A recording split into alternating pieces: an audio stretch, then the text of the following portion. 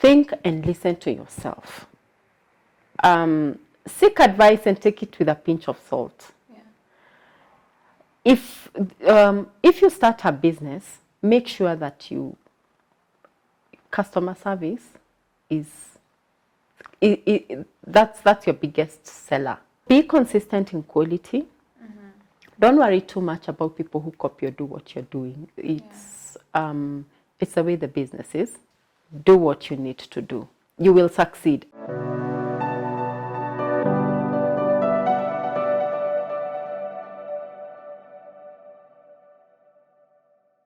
Hello and welcome to the business show at Success Africa. Today we are joined by an amazing woman who is doing amazing stuff, as you can see from the background. So we are going to be interviewing her and we get to know about her, what she does. So stay tuned. Welcome to this show. Probably tell us who you are, introduce yourself to us. So my name is Becky Ndegwa. I was born and raised in Molo. I went to school, my primary school and my high school in Molo, and then I went to university in Maseno University. I studied B.Ed, Bachelor of Education, English Literature, but I never got into teaching. When I finished, their teachers were not being posted. So I had to find something else to do. So I came to Nairobi to, first time coming to Nairobi. I came as a grown-up. So to just, like look for something to do, go to college. Back in the day, most people were going to do computer packages and stuff like that. So I happened to get kibarua in a company called Wonder Foods in Industrial Area. That's where I started off. And I started off really low, like a messenger. So I'd do small jobs, photocopying. I mean, I'd be sent around. I know that I was once put in a store to, like sort out old paperwork. They were having audit and there was a lot of paperwork to be put together. So anyway, so I did that, and then I sort of grew into doing small jobs for the accounts department. And at one point, somebody went on maternity leave and they needed somebody to process like orders, sales orders. So I learned how to do that. And by the time the person came back from maternity leave, I had that position.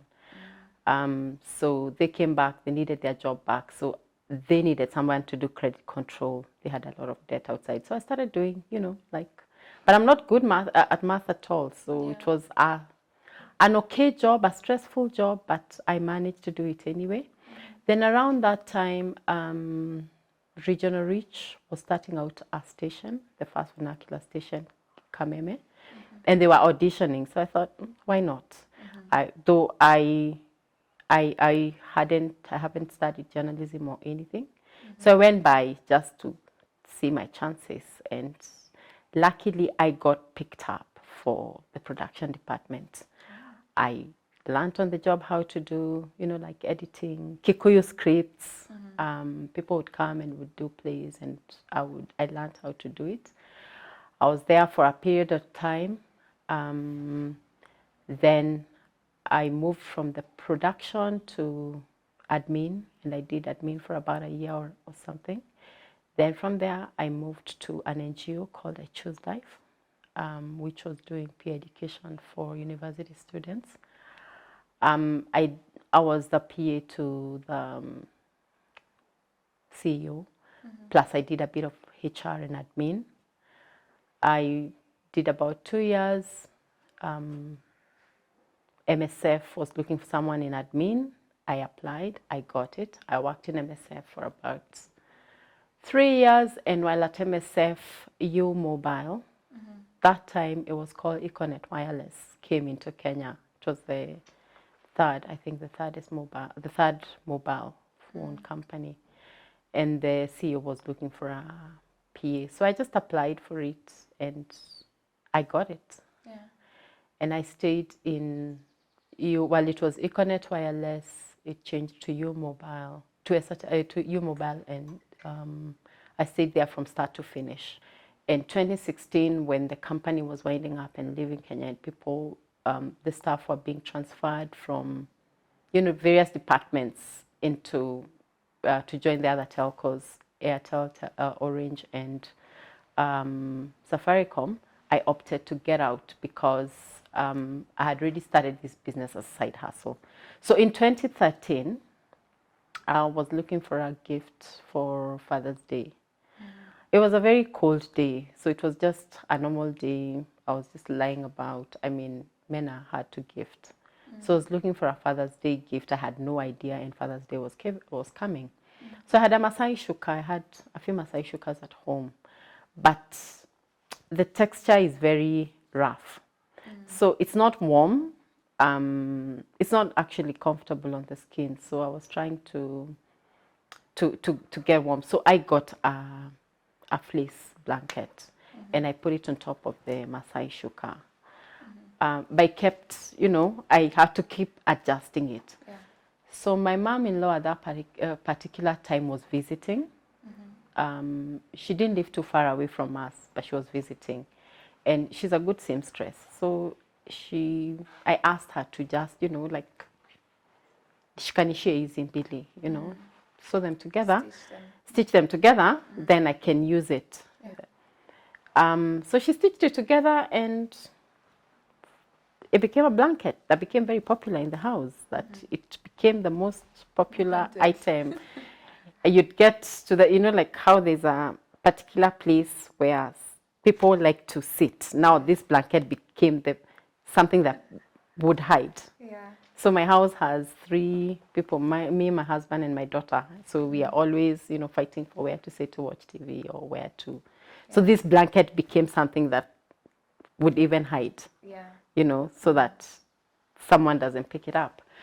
So that's around the time when I was also looking for a gift, and I thought, oh, this would make a good gift.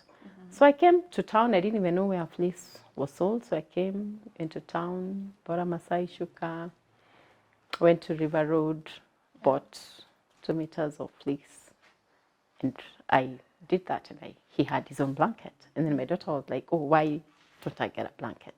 Yeah. So I made, and people now visited. So he had it, my husband carried it in his car, and somebody happened to see it and was like, oh, where did you get this? It was stitched by my wife for Father's Day.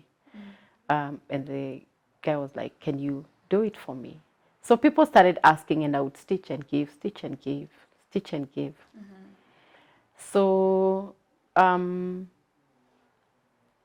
he happens to be a good friend to Caroline Mutoko. Yeah. So, and he happened to gift Caroline a blanket, and Caroline posted it on her socials. Yeah. And the day she posted, I got over 60 inquiries for blankets. So I hadn't planned to do it as a business. Yeah. Yeah. I have no idea of price. I have no idea of anything. Yeah. So can you do this for me? Yeah. How much is it? The first price that came to my head is what I picked, 4,000 shillings. Yeah. And it has been 4,000 shillings since 2013 to 2021. Yeah, so that's the story. That's the long and short story of the blanket. You mentioned about the Maasai Shukas. What really inspired your designs? Using Maasai Shukas in particular, and not maybe other types of materials? It's a pure accident. Like, it's a real accident. Honestly, I made that one piece. It became a hit. It blew up, and I have continued to use it. Yeah. The other thing is, I think it's, so the reason why I haven't branched out to use other fabrics to make blankets is because I feel like the weight of the shuka and the weight of the fleece are more or less the same. So when you wash it, there's none that becomes heavier than the other. So I have seen people use kitenge, I have seen people use lessors, I have seen people use kikois to make the blankets. For me, it's about functionality, it's about it's not just about beauty. It's about after 2-3 washes, after 10 washes, will it still remain, firm and properly laid out? Yeah. So I have stuck with the Maasai Shuka because I think the texture and the texture of the fleece go hand in hand. So none is heavier than the other. It doesn't run. It doesn't change color, as in it remains the same. It doesn't matter how many times you wash it or how long you have had it. It remains the same. Yeah. It's been 9 years since you started this Yeah. business. Yes. You said 2012. Yeah. And obviously you have some achievements since then to now. Yeah.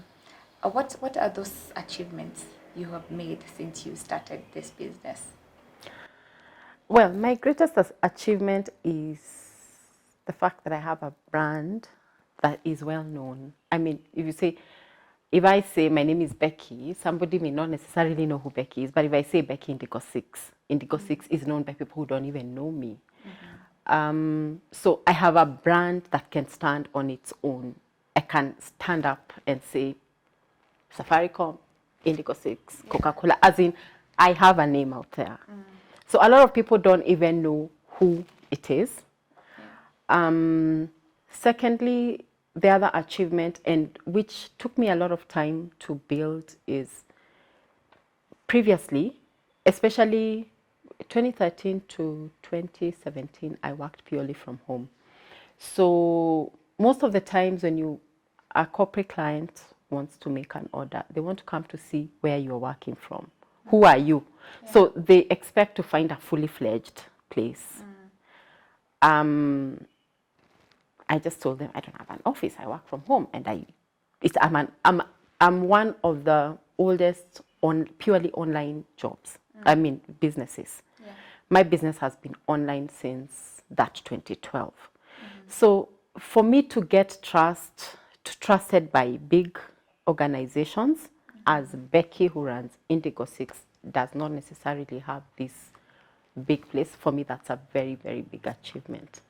Secondly, my blankets have traveled the world, like literally. People have ordered for, I can only dream of the kind of people who have held my blanket. The Pope has a blanket. Oprah has a blanket. Oprah and her immediate people have a blanket. As in, the names who have handled my blanket are like, I can't even begin to say. So for me, those are the achievements that I'm a small person, yet my brand is big in its own way. I continue to get orders, like every day I will get an order for a blanket. And what is amazing is there's somebody who is coming across this blanket today for the first time, despite the fact that it has been around for 9 years. Yeah. Yeah. As an entrepreneur who has been in business for so long, amidst this COVID-19, what can you say you have continuously done to ensure that you are able to manage your business to such growth? I have kept my price. I haven't increased my prices, despite the fact that over the 9 years, obviously, there's been an increase in price in so many things, in the fabric, even in the labor, in everything. Production costs have gone up. But I'm still able to keep the same price. Why? Because I still do make a profit. It may not be as huge as it was when I began, but I'm still able to break even. Secondly, I have been able to keep my quality. I do not compromise as far as the quality of fleece that I use and the quality of Maasai Shukas that I use, because those are the two main ingredients that form this blanket. So before any blanket leaves this premise, whether we have an order of 600 blankets or we have an order of one blanket, I look at it, she looks at it. So that blanket quality assurance Passes through your eyes. passes through my eyes. Yeah. The other thing is for any, I don't take any money in advance. You order a blanket, I do not know you. I will personalize it, I will deliver it to you, you will pay me. Over the 9 years, I don't have one single client who didn't pay or who did not like their product. So I know my quality well enough to know that it won't come back and say this is not what I ordered. Whereas all my business has been done online. You can go to my Facebook page, or you will contact me through WhatsApp. I will send you pictures of what I have available, because this is my full-time job. I am not a broker. This is what I do every single day. This is what I wake up to do.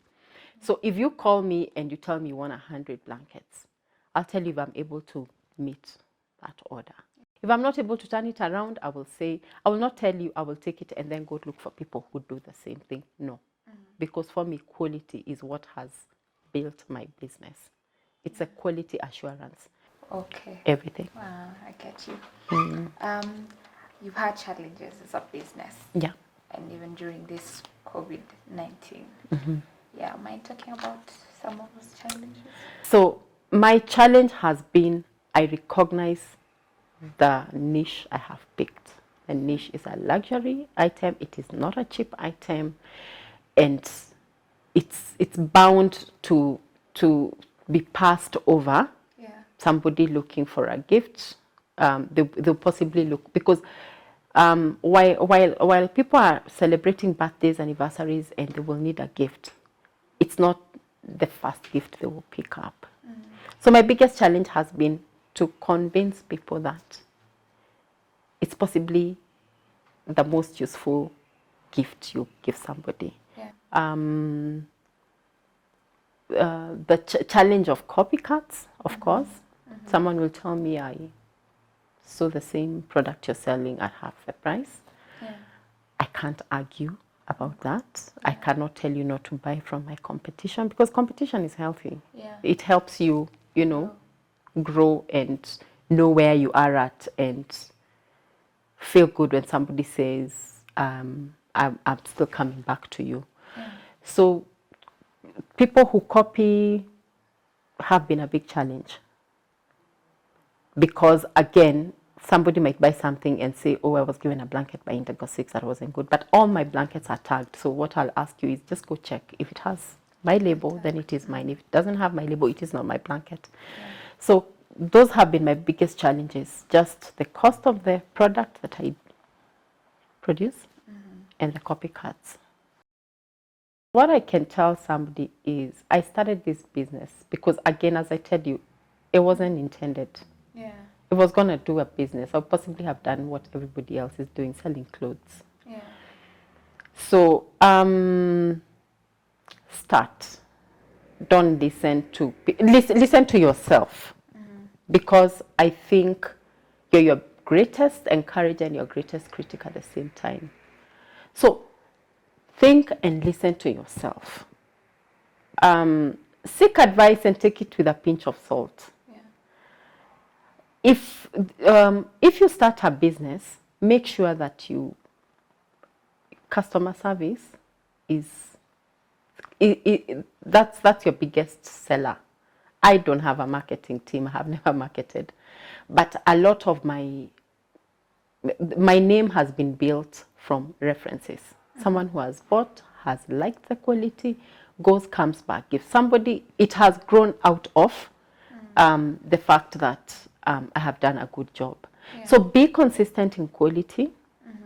Don't worry too much about people who copy or do what you're doing. It's the way the business is. And I think it would be too boring if you're the only person who's doing something. So I think it's good to have 20 other people trying to do what you're doing. Yeah. Just go out, do what you need to do. You will succeed. And I don't know if it's a verse in the Bible. I may not be the best person to whatever, but God blesses the work of your hands. Yeah. If you wake up and you go to work, you will not sleep hungry. I wake up every day, I sell a blanket every day. So there's a Kenyan somewhere who will spend 4,000 shillings on a blanket, even during COVID. That's a wonderful story. um, just the fact that you really believe in what you do and you're very passionate, and no one can tell you anything about your brand, about your name. That's something worth keeping as a business person. Probably you could tell us about your social media platforms, where to get your fleece blanket, how to order. Okay. Yeah. On Facebook as Indigo 6 Kenya, Instagram as Indigo 6 Kenya. That's it. So if you want to order, my contacts are on those two platforms. You can send me a message on WhatsApp. I respond to all my clients. That is how serious I am with this business of doing it by myself. Yeah. So I'm the face. I'm actually the customer service person. I respond to all messages. I make sure that the business, like from beginning to end, I know how that goes. So I will usually send out what we have available. You choose what you want. You tell me what you want written on it. I get it done. We deliver. You make payment. Yeah. So that's the whole story. Okay. Yeah. Thank you so much.